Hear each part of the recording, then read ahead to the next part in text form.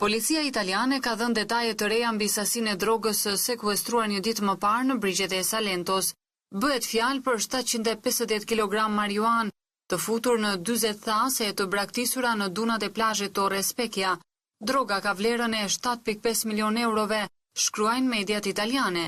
Një ditë më parë, policia shqiptare njoftoi se kishte alarmuar autoritetet italiane për një gomone që ishte nisur nga Orikumi, ndërkaq mediat italiane shkruajnë sot se ka qenë një telefonat në numrin 117 që ka njoftuar autoritetet në Lecce, kur efektivët të ndihmuar dhe nga forcat të ushtrisë shkuan në vendngjarje, zbuluan gomonen e cila ishte shkatruar nga trafikantët, siç duket për të humbur gjurmët, si dhe pakot me marijuan. Droga ishte mbështjellë në atë mënyrë që të mos futej uji.